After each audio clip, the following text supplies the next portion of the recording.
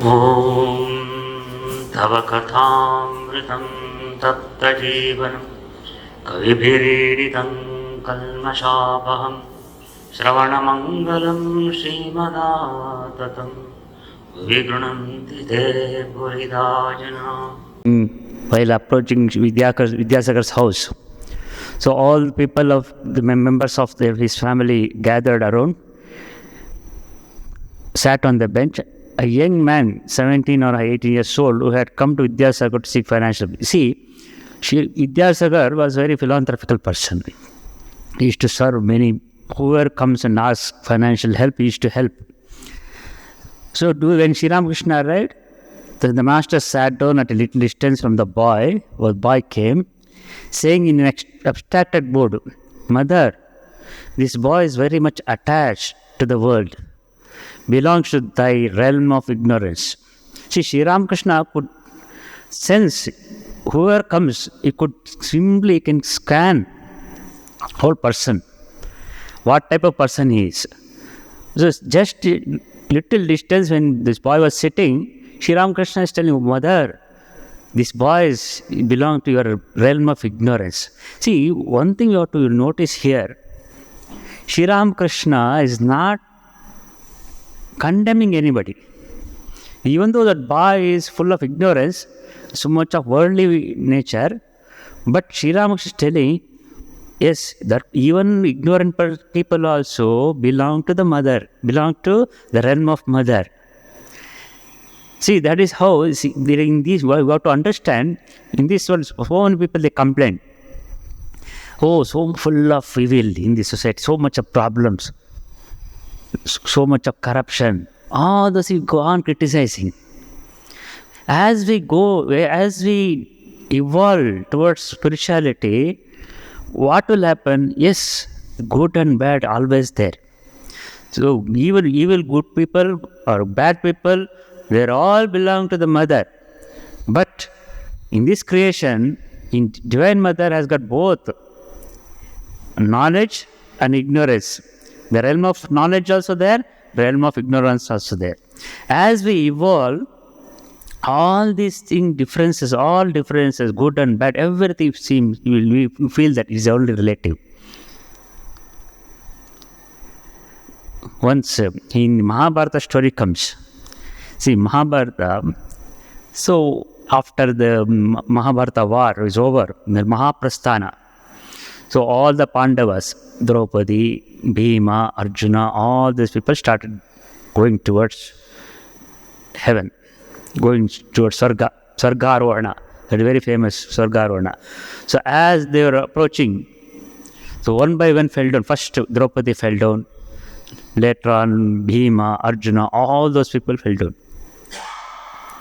And only Yudhishthira went, along with one dog. Of course, the Indra himself in the form of the dog, it went. After reaching, first he did not go. Then he saw, when reaching Sarga, he saw only, who are they? Kauravas, Karna, Duryodhana, all those people were there in Sarga. Then he felt so bad. See, these people, these evil people, they created so much havoc and so much. The evil people, these Kauravas, they are in Sarga. Then where are my people? So Yudhishthira felt, where are these Draupadi, Bhima, Arjuna, all those people? Oh, we want to see them. Then this Indra took him to hell. There they're suffering people. They are Bhima, Arjuna, all those people. They're suffering. Then see, where do you want to go? So what is this? What wrong they have done? Everything was illusion actually for him. Then he said, actually, Indra was testing him. See, whether he wants to go to heaven or hell. See, when our people, my Indra, Bhima, all those people, I made them to fight against Kaurava. Why they should go? Because of me, they are going to hell. I don't want to go to Swarga. Even though Yudhishthira was a Dharmaraya, he's a man of Dharma, then he refused to go to Swarga. No, I don't want to go to Swarga. Then I will remain with my own people. Because of me, they are suffering. So all their life they suffered. Then finally Indra appears. Yes, you are passed in this test also. You are ready to sacrifice your own people. Then you are great. Then he shows. Then completely disappears. All the Pandavas and Kauravas, both of them sitting in Harga. Then Yudhishthira got angry. What is this? The Duryodhana was sitting on the big Simhasana. Duryodhana, what is this? So much evil people, so much evil he has done in his all through his life. Then Indra says, then Duryodhana himself comes. Oh, my brother, he embraces. So with warm, you see our story, he embraces. Oh, my mother, my brother, and my elder brother, please come. And he taking him. Duryodhana himself is taking Duryodhana. Then what is this? All surprising. Then Indra says, see, all these evils, good and bad, everything is relative. It applicable only on this earth, on this land of ignorance. When you go to the higher abode, when you reach the highest heaven, highest realm of knowledge, there is no good and evil. Everything is relative. So the story, it looks only a mythological story, but there is a lot of things to understand here. What we say, it is good. What is good for me, it may be bad for other person. Yes, it doesn't mean that whatever person who does anything wrong, you should not advocate, you should not support. I'm not supporting that. In this world, as long as we are in this Maya, you have to understand this Vyavaharika Satya. This is called relative truth. You have to accept. Relative truth should be accepted. It doesn't mean that you have to hate them. That is why in Sanatana Dharma, there is sin is there, but you cannot call any person a sinner. That is the thing. Man may commit sin. Man may commit sins, but we cannot call him sinner. Why he commits sins? Because of ignorance. When the ignorance is removed, then there is no sin. That is what Swamiji says. It is a sin to call a person a sinner. Swamiji says. It is a sin to call a person as a sinner. So, today's saint, every saint has past. Every sinner will have future, Swamiji said. So today's sinner may become tomorrow's saint. Just like Valmiki, take the story of Valmiki. He was a sinner. He was a great hunter. He was a robber. Later on, he wrote such a wonderful Adikavi became Adikavi. Such a wonderful Ramayana he wrote. And Angulimala, in the life of Buddha, Angulimala, you know the story of Angulimala. He was a great robber. Whoever comes, passes by, kill them and take their fingers, put on like garland, like that. So later on, he was a close disciple of Buddha. In this Angulimala became Ananda, was a very favorite disciple of Buddha. Amrapali. There are so many. That is why here Sri Ramakrishna was telling, oh mother, he belongs to thy realm of ignorance. Every statement you have to understand. Do never condemn anybody. But yes, if he does something wrong, he should be punished. He has to experience that karma. He has to undergo all this karma, result of that karma. It doesn't mean that you should condemn them. That is what Sri Ramakrishna is showing. Every action you have to learn here. Another thing, why he is going to Sri Vidyasagar's house? See, very important.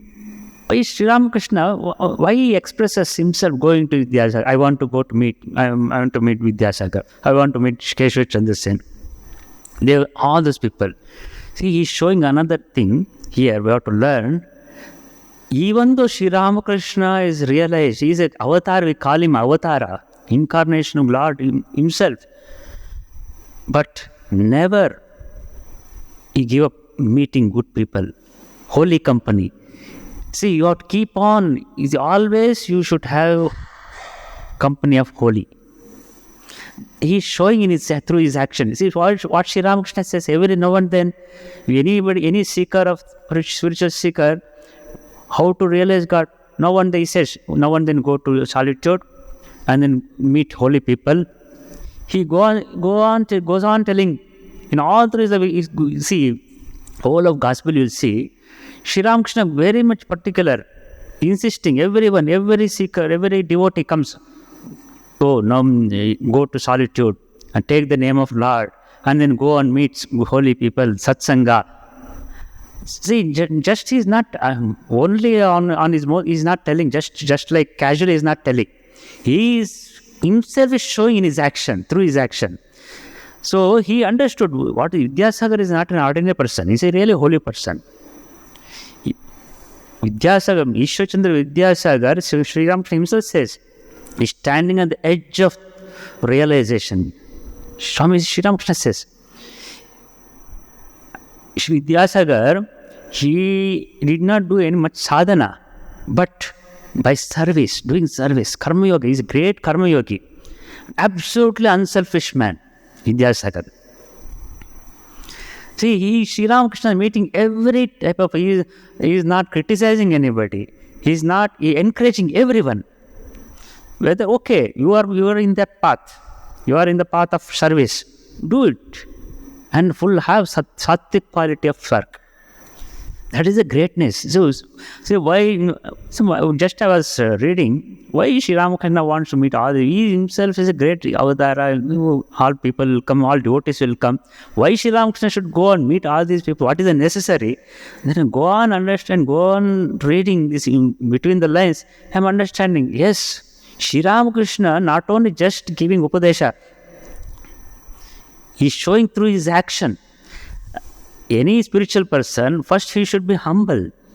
He should have humility. Then only we can call him as great avatara. Generally what is ordinary person, ordinary so-called spiritually enlightened, they call themselves enlightened, how they behave? They as if they are already is the avatara, he is more than, they behave more than God. But Sri Ramakrishna is not like that. Absolutely simplicity, so much simplicity in his life, showing through his life. If same Sri Ramakrishna, if any other person had been there, what they will do?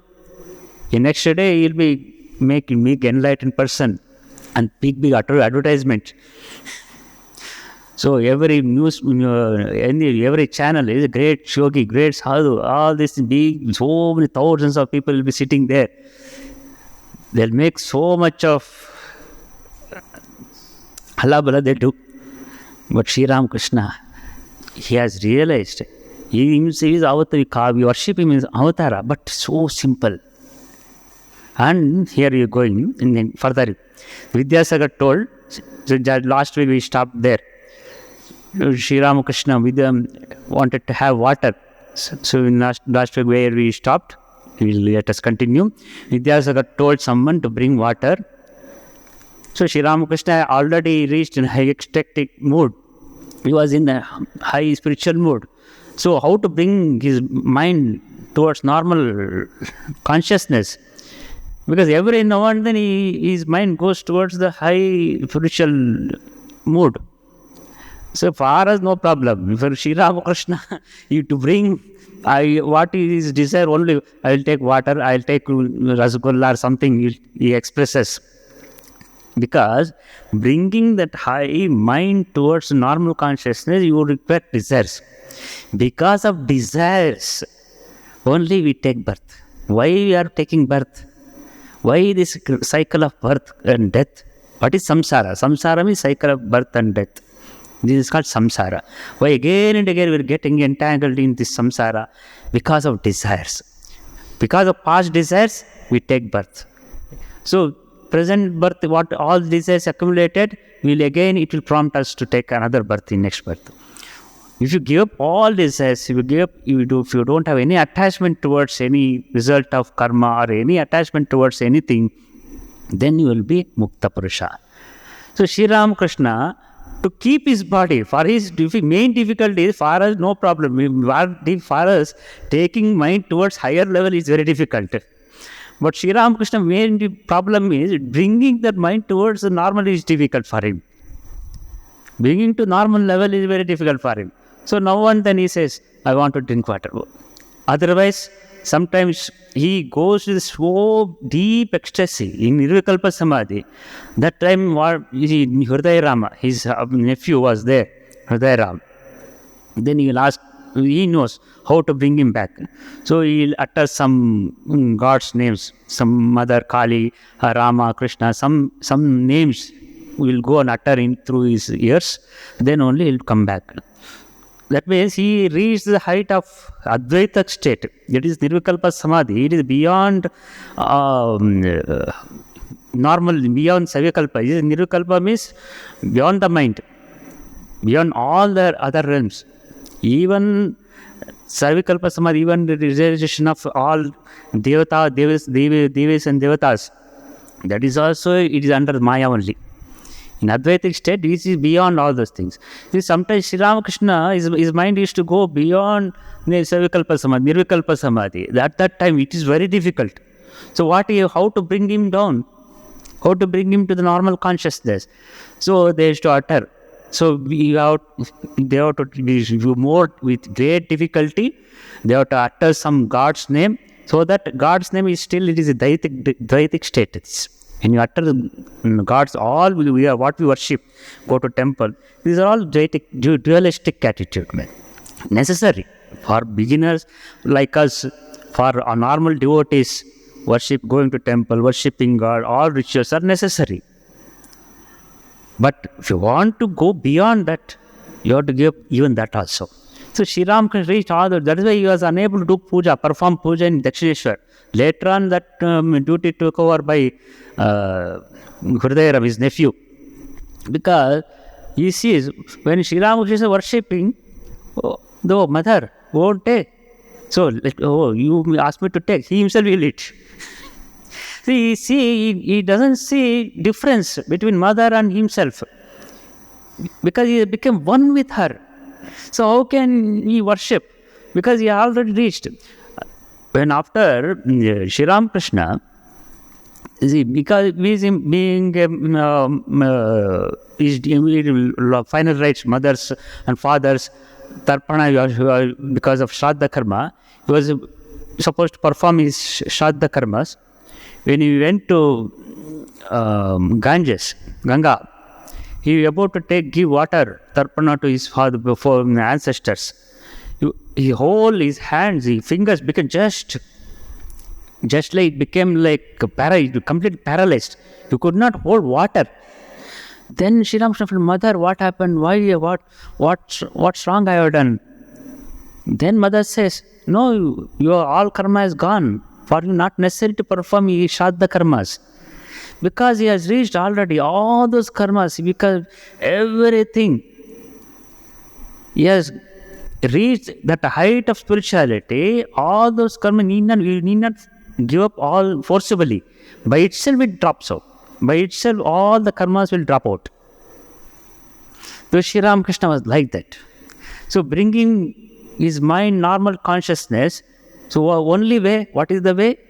Utter something, some other name, or through give some water to some desire. He creates desires. So unless you create desires, you cannot live in this world. If you don't have any desire, see, suppose you are coming here, sitting, listening. If you don't have a desire to listen, you cannot sit here. Anything, any work, suppose you are going to see a movie, if you don't have a desire, you cannot go to movie. If you don't have desire, even if you give all Panchabaksha Paramana, they say, no, all the food, if you put before you all jalebi, Mysore, all those things, even though you don't have desire to eat, you cannot eat. Similarly, if you don't have desire, you cannot come down to this earth. So Vidyasagar told someone to bring water and asked M. She is asking M, Master Mahashya, whether the master would like some sweet meats also. Since M did not object, so M did not object. Whatever he offers, whatever offers, Sri Ramakrishna is ready to take. Object. Vidyasagar himself went eagerly to the inner apartments and brought the sweets. They were placed before the master. Bhavanath and Hazara. So Sri Ramakrishna accompanied by Bhavanath, one young boy. He is a very close devotee and very few. Sri Ramakrishna now and then used to praise that Bhavanath. And Hazara. Hazara always used to come criticize, but Sri Ramakrishna used to take him also. Pratap Chandra Hazara. Hazara received their share. So they also got. When they were offered to M, Vidyasagar said, "Oh, so when those sweets offered to M also, oh, he is our boy, he is our man." Because Master Mahashya working in Vidyasagar school only. Vidyasagar said, "Oh, he is like one of the family. You need not worry about him." Because very close. Master Mahashya now and then used to go to Vidyasagar's house. Because he was a teacher in Vidyasagar school. Vidyasagar said, then we need not worry about him. Referring to a young devotee, the master said to Vidyasagar, referring to a young devotee, Bhavanath was there. Sri Ramakrishna talking about Bhavanath. And what happened, we don't know. See, in the Gospel of Sri Ramakrishna, now and then you get Bhavanath's name. After Sri Ramakrishna's Mahasamadhi, you don't hear about Bhavanath. What happened, we don't know. All these people. See, they came. See, Sri Ramakrishna is just like a play in the life of great incarnations. Some people will come, they play their role and they disappear. And afterward, we don't have any record about this Bhavanath. But Sri Ramakrishna, very much after, first before Narendra comes, he used to praise this Bhavanath. Now and then he mentions about Bhavanath. After Bhavanath, next highly, so much loud, Sri Ramakrishna loved Swamiji only, Narendra. But what happened afterward, this Bhavanath, we don't know. We don't have any record about it. But Sri Ramakrishna referring about this Bhavanath. So, referring to young devotee, the master said to Vidyasagar, he is a nice young man and is sound at the core. He is like the river Palgu. See, Palgu is there, the river is there. Actually, if you see, the surface is covered with sand. Looks very fully covered with sand, but deep inside is full of water. So here Sri Ramakrishna referring that that boy, how this boy like that. In the outer surface, you don't feel that he is he looks a very an ordinary person, boy. But inside is deep. Inside the core is very highly spiritual. That is what Sri Ramakrishna is telling. The surface is covered with sand, but if you dig a little, you will find water flowing underneath. About that boy is telling Bhavanath. After taking some of the sweets, the master, with a smile, began to speak to Vidyasagar. Meanwhile, the room had become filled with people. Some were standing and others were seated. So, Vidyasagar, so many people came. The master, today at last I have come to the ocean. See, Vidyasagar, Vidyasagar means ocean. Until now, see, Sri Ramakrishna is telling, today at last I have come to the ocean. Up till now, I have seen only canals, marshes, or river at the most. See, all through my life, I saw only small canals and river at the most, rivers. But now I have come to the ocean. Because he referring to his Vidyasagar. But today I am face to face with the Sagar. See, all through my life, I saw only rivers and canals and marshes. But today I am face to face with Sagar, the ocean. All laughed. Because Sri Ramakrishna, then he cuts jokes like this. Vidyasagar smilingly, then please take home some salt water. If you go to ocean water lab, you will go to only salt water. Vidyasagar is telling. See, he is also a very humble man. See, that is a great thing. He will not be very elevated. So just by praising, somebody praising. He is a very humble man. Anthony, he never had any ego. Unlike Devendranath Tagore. Devendranath Tagore was very egoistic person. But Vidyasagar was not like that. But of course, Keshav Chandra Sen also was a very humble man. But Vidyasagar, we cannot compare anyone.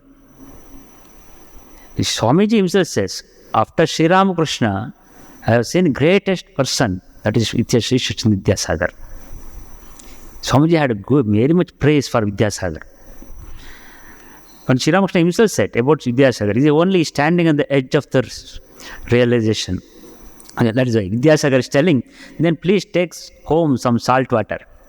The master, no, why salt water? You are into the ocean of ignorance. You are not in the ocean of ignorance. You are Vidyasagar. See, in the ocean of ignorance, you will take ignorance. He is not Avidyasagar, he is a Vidyasagar. Your whole name is actually a title for him. Vidyasagar is a title for him. Ishwar Chandra Vidyasagar. You are not ocean of ignorance. You are full of Vidya. You are full of knowledge. You are the ocean of Vidya, knowledge. You are the ocean of condensed milk. So condensed milk means, if you go, you see, in milk, I think some of you have tasted our ashrama pies, if you taste, it is so much, it is condensed, you see, when it takes long, so at least 1.5 hours, 2 hours it will take to make that pies. Continuously you have to boil, go on, one person continuously at 2 hours, he has to stand and do it. Otherwise what will happen, this will be, whole thing will be burnt. So go on stirring like that, then it will become completely condensed milk. Out of that they make pies. So Sri Ramakrishna is referring, you are like condensed milk. All the ignorance has gone. You are full of knowledge. Vidyasagar, well, you may put it that way. Of course, just accept it. The Pandit became silent. Sri Ramakrishna, he knows. See, Vidyasagar is very intelligent. Why? And Sri Ramakrishna is very intelligent. You cannot argue with him. Even Swamiji is a very argumentative. You could not argue with Swamiji, Sri Ramakrishna. And Abhedananda Swami Abhedananda, he had a desire. One day or the other day I should defeat Narendra. But he could not defeat. So only one day, one particular day, Abhedananda put some particular argument. Then Narendra Swamiji, okay, let us put this argument for next day. Then he was very much elated. Our Abhedananda, today I defeated. And next day with full proof, full evidence, he comes and argues and defeats. Then Abhedananda felt so bad. Naren, I cannot defeat you. But this Naren could not defeat Sri Ramakrishna. No one can defeat Sri Ramakrishna. Any questions Swamiji used to put, then he used to answer Sri Ramakrishna. Then what Sri Ramakrishna will tell, I don't know, mother. See, Arjuna is very innocent. Innocently he will go. Then he goes, mother, Naren is telling like this. Then one day, Swamiji, because he used to go to ecstasy, deep ecstasy, so much spiritual attainment, so much spiritual experiences. Then Swamiji said, and all these your hallucination. Is it so? Then he believes. Whatever something says, he believes. And goes back to mother. Mother, Naren is telling like this. Then mother will tell, what Naren knows? He is fool. Then he comes back. You rascal. You scold Naren. Sri Ramakrishna scold. You rascal. You are telling this. Mother everything has told me. She told me like this. Then Swamiji could not answer this. Because spiritual attainment, spiritual experience beyond our imagination, beyond our intellect. Then later on slowly Swamiji understood. See, you cannot argue person who has realized. The person is gone beyond the intellect, beyond who has experienced. You cannot argue with them. Of course, Why Swamiji also no one could defeat Swamiji? Because he also experienced the highest spirituality.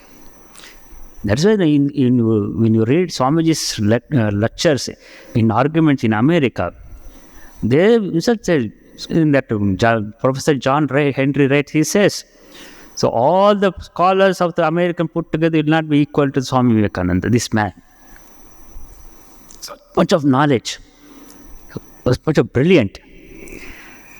And now, any subject, you could argue.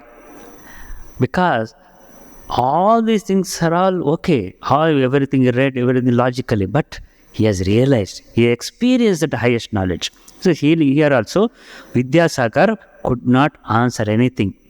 For everything, he knows how to answer. The Pandit became silent.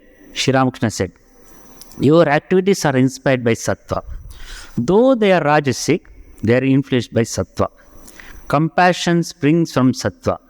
Though work for the good of others belongs to rajas, yet this rajas has sattva for its basis and is not harmful.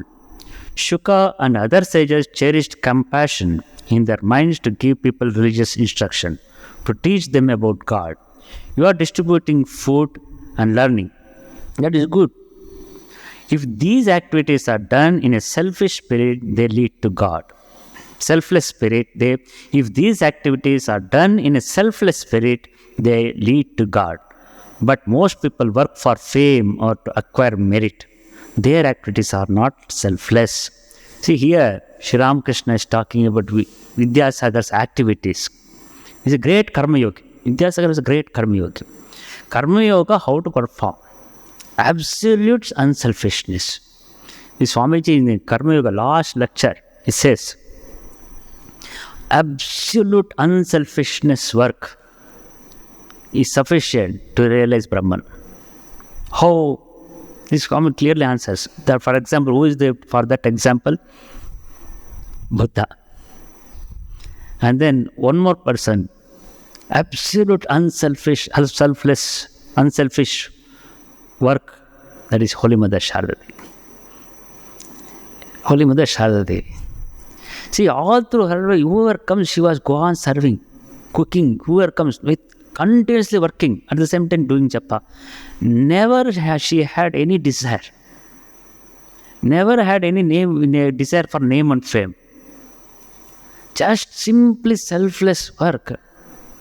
How to work selflessly, she has shown in her life. And similarly, Buddha. How the unselfish work will lead to Brahma Jnana. See, simple example. See, we are suppose I am doing something, some service to someone.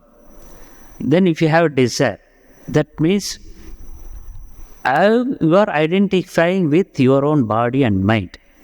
Suppose I am serving, yes, I have done something. So let me have good name and fame. Then immediately, that means you are identifying with this your mind, with your intellect, with your great service, your name and fame, which is absolutely ignorance, is absolutely in the realm of Maya. Person who doesn't have any desire for name and fame, I don't know whether we praise us or not, whether he praises, whether he gives something in return. Absolutely, he completely ignores all those things. Then you are standing on your own self. Just you are in the realm of higher spirituality. Because absolute selfishness, absolute no selfishness. So everything is surrender. That is why self-surrender, self-effort. They say no. Self-surrender means what? Self-surrender and highest Brahma, both are same. Because self-surrender means you are surrendering all your lower self. You are surrendering all your lower self. I don't know. See, Sri Ramakrishna has shown in his life, Mother, I don't know. Even though he has become one with Mother, what he says, I don't know. One Mother speaks. Only Mother is speaking, I don't know. Whatever he says, no, I want to tell everything, but mother is holding. Where is that mother is holding? He never, see, all through his life, except only once, Sri Ramakrishna never said, so, no, mother knows, if mother wishes, I will do it. If mother wishes, I will come. If mother wishes, I will do certain things. Never Sri Ramakrishna ever told that, oh, I will come. Even suppose somebody invites him to somebody's house, Sri Ramakrishna will tell, no, if mother wishes, I will come. Then completely depending upon mother. What does it mean? That means you have become one with mother. I don't have nothing. I have nothing. I am nobody. Everything is mother only. That means you are already reached the highest Brahmajnana. That means you completely removed all the duality at all. There is no duality there. The self-surrender and self-realization both are same. Self-surrender and self-realization both are equal. So you go through the approach of devotion, and another will approach through jnana. Self-realization, you go through jnana, everything is Brahman, Brahma Satya, Jagan Mithya. Here in the path of devotion, yes, God alone is real, all else is unreal. So everything is surrendering. So where is the difference between bhakti and jnana? There is no difference between bhakti and jnana. So this is how here sattvika. So then Sri Ramakrishna is telling about Vidyasagar. See, all your works are sattvika. You can note selfishness. Vidyasagar never had any selfish motive. Never expect anything from anybody. So even though rajasic work, the work is a rajasic.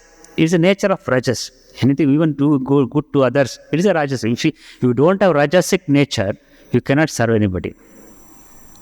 Other you will go, say everything, give up everything and go to Himalaya, sit and go and meditate. That is the only can you do. When you have rajas, even for preaching, something of even our great Adi Shankara, Shukadeva, Sri Ramakrishna telling, they had little bit have rajas. Otherwise, you would not have got all these teachings. Bhashyas, so many bhashyas Sri Shankara wrote. All Upanishad Bhashya, Brahma Sutra Bhashya, and Gita Bhashya, so many stotras. Because little bit of rajas is required. Otherwise, they cannot preach. Otherwise, they will become just Jivan Muktas. They come, they realize and go away. They won't be any useful for the society. But these Shankara, great Shankaracharya, Ramanuja, Madhva, all these great saints, they keep little bit rajas so that we can teach others. So, it is Sri Ramakrishna is telling, yes, all these you are doing good, go in service to the others. So, distributing food and learning, that is good. If these activities are done in selfless spirit, they lead to God. So, all these activities, without selfish, you do it, then it will lead to the God. So need not see so many paths. You are not necessary to go in one path. If you are only jnana is the path, only going to temple and do worshipping is the only path. Nothing like that. Even if you don't do any puja or anything, if you do selfless service, these are the path. That is why Sri Ramakrishna said, Jatoma Tatopat. That is the variety of channels to reach God. Variety of channels. That is why Sanatana Dharma is great. Why they say great? Even if you are an atheist, you are an atheist. Even when you become an atheist, he can realize God. How? Buddha was an atheist. He did not believe in authority of Vedas. He did not believe in something beyond somebody sitting on the heaven. But he realized soul. He was an atheist actually. In a sense, in true sense, see, according to atheism, in Hinduism, atheism doesn't mean the person who believes in God is an atheist. Person who does not believe in God is an atheist. It is not like that. Hinduism, according to Hinduism, atheism is person who believes in Vedas, authority of Vedas, is atheist. Is a believer, believe in authority of Vedas.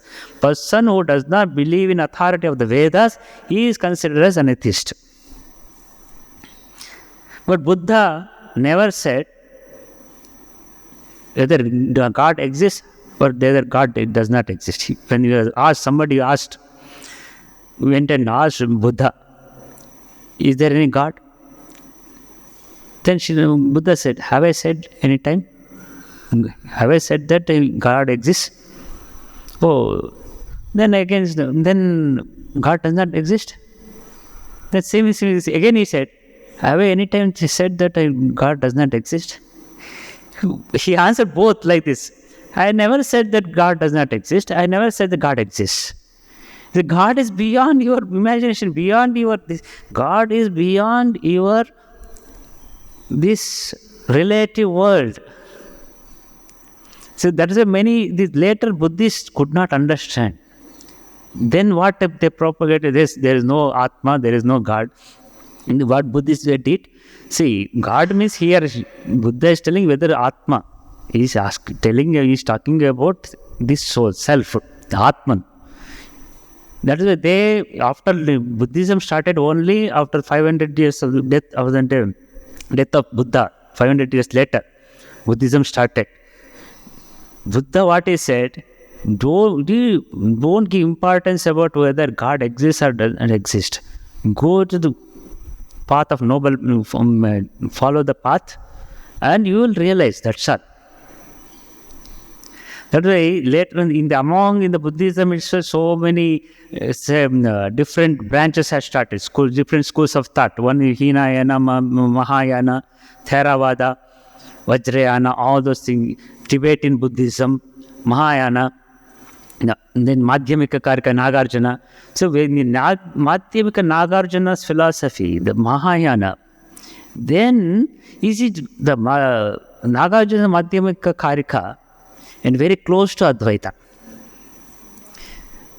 Then what he says, when you from the point of this relative world, that is not that highest Atman, Brahman does not exist. In the reality, it does not exist from the point of relative world.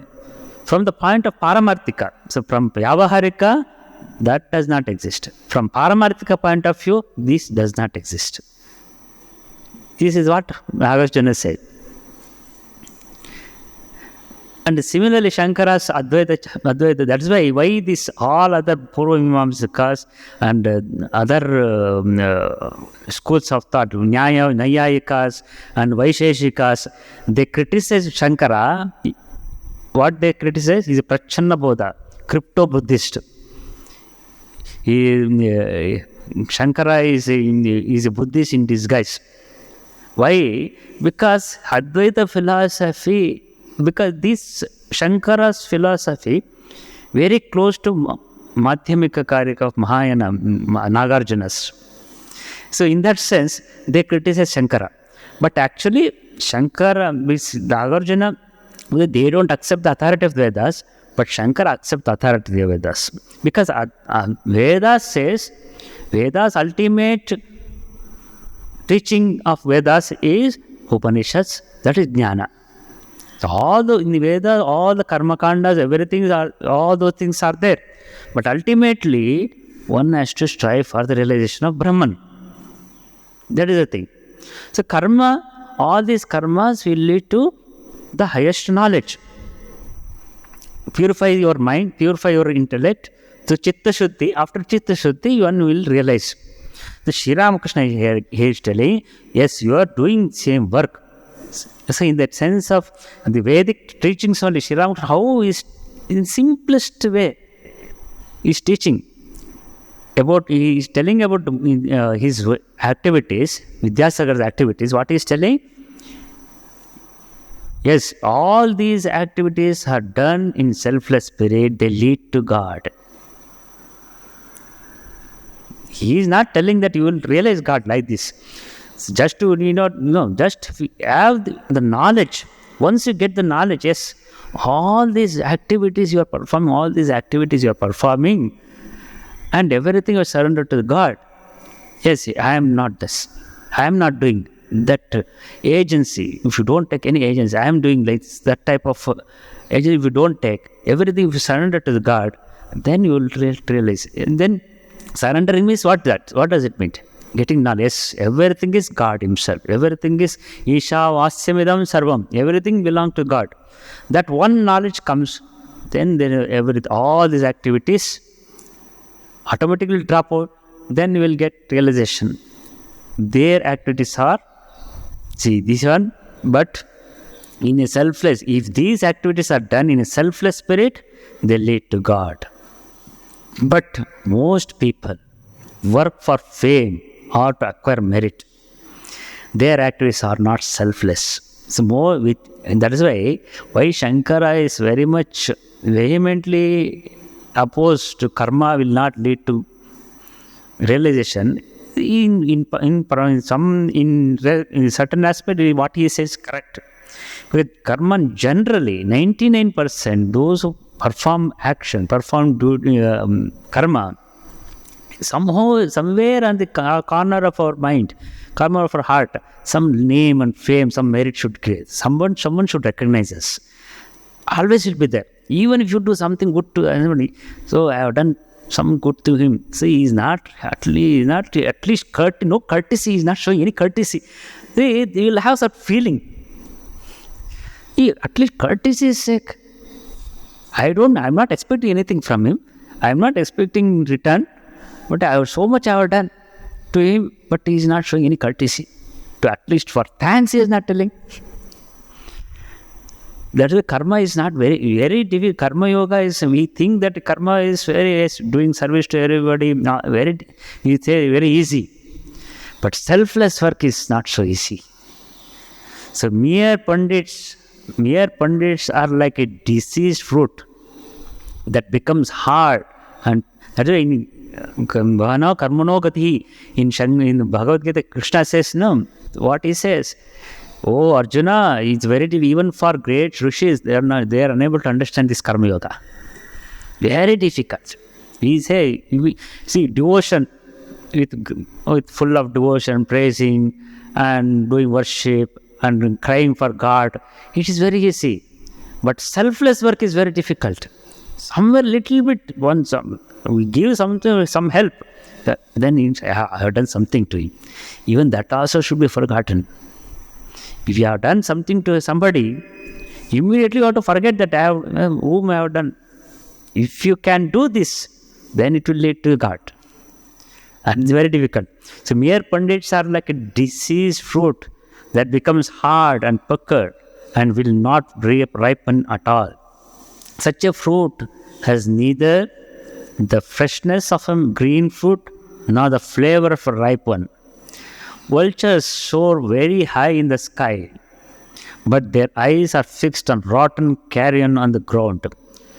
The book learned are reputed to be wise, but they are attached to women and gold. Like the vultures, they are in search of carrion. They are all attached to the world of ignorance.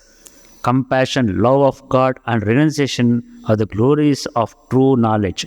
Sri Ramakrishna is talking about ordinary pandits. See, he is praising Vidyasagar. So Vidyasagar is a very great, humble man. He is a very unselfish person. And he never had any ego.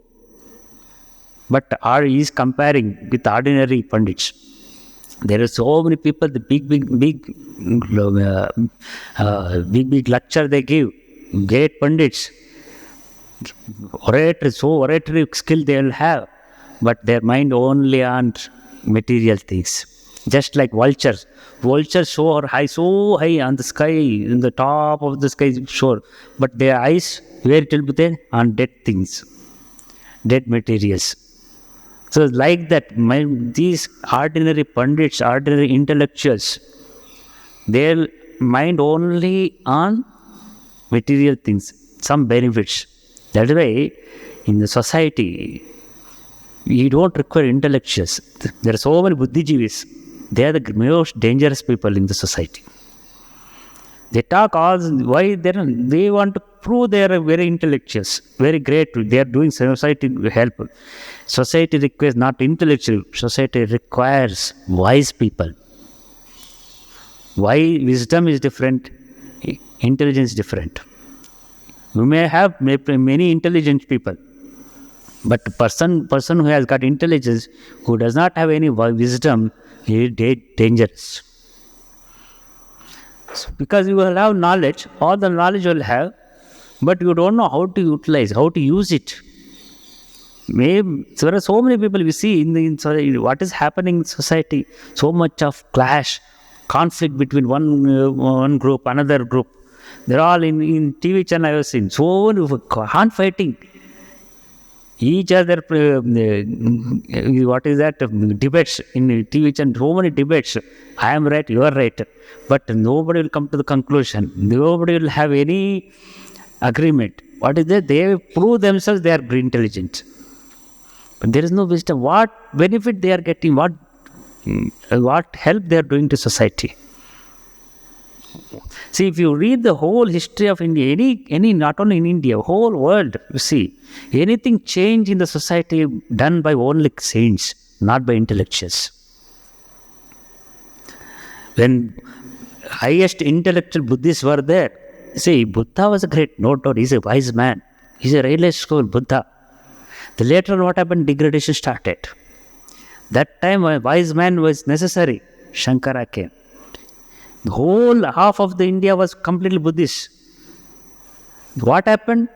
So go on giving sannyasa to everyone. Indiscriminately go and give sannyasa to everyone. What happens? See, small house in the village, but 30 families will be there. At a time, 100 members of 100 sadhus go for bhiksha. Where from they will give? It's completely disorder, completely chaos. See, you cannot force anyone. You have, yes, what Buddha has realized is the highest knowledge. But is it possible to give to everyone easy? Is it possible? Unless a person is ready to receive that highest knowledge, is possible. Sri Ramakrishna, go and give, yes, you are Brahman, God is the only God, real. All else is unreal. You should give up everything. You don't marry. Never said like that. These intellectuals, but Buddha did not do this. See, Buddha was even reluctant to give sannyasa to women. Then later on, why you are discriminating us? Then okay, then he allowed that Gautami, give sannyasa to Gautami.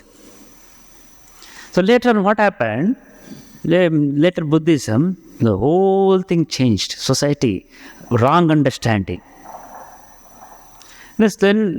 Then the revival was necessary. Then Shankara came. And later Shankara, then Advaita. So wrong understanding of Advaita. Then everything Brahman, Brahma Satya, Jagan Mithya, and neglecting all other things. So whoever is coming, some evil things happening, everything is a Maya. It's a wrong understanding of Advaita. Everything is Maya, good and bad, everything Maya. Then why you should know? If somebody is hurt, somebody is tortured, just you are considering Maya, everything, and just neglecting.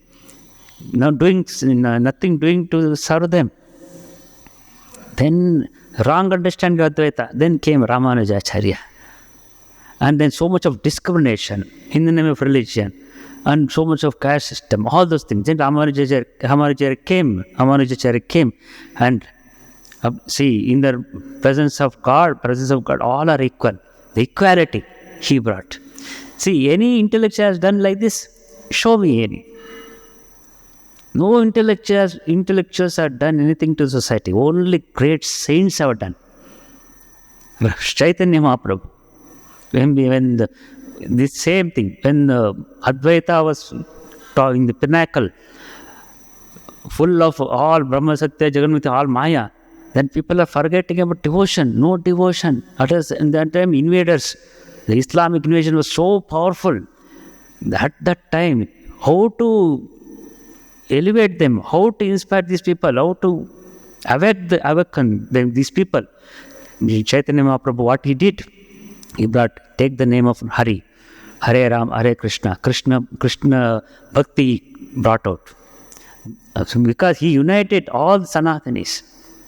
At that time, when Chaitanya Mahaprabhu was preaching about this highest devotion, somebody asked Chaitanya Mahaprabhu about Advaita Vedanta, about Brahman.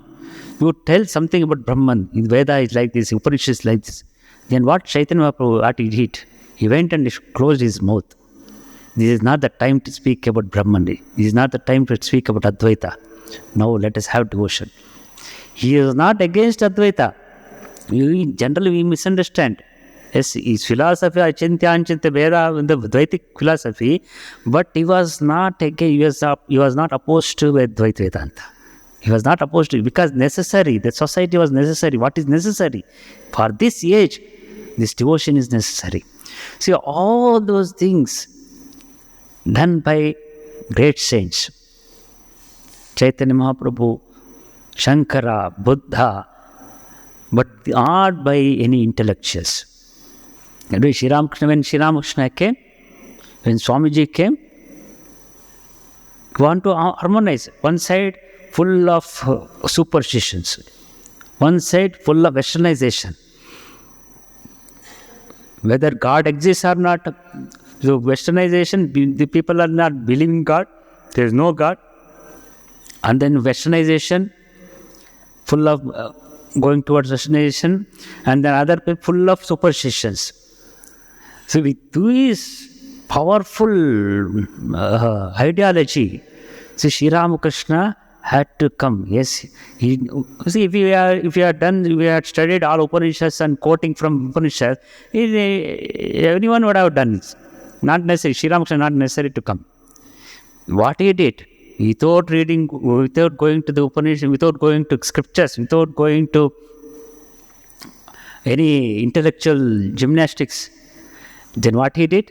Straight away went to the source, realized it, and then it came out what Upanishad scripture says, what Shastra says, that is true. What Shastra says, what Upanishad says, that is true. He proved through his life. So that is how, see, one thing you have to understand, society, if you want to do anything in society, service to society, you should be unselfish, first thing, and you should be wise.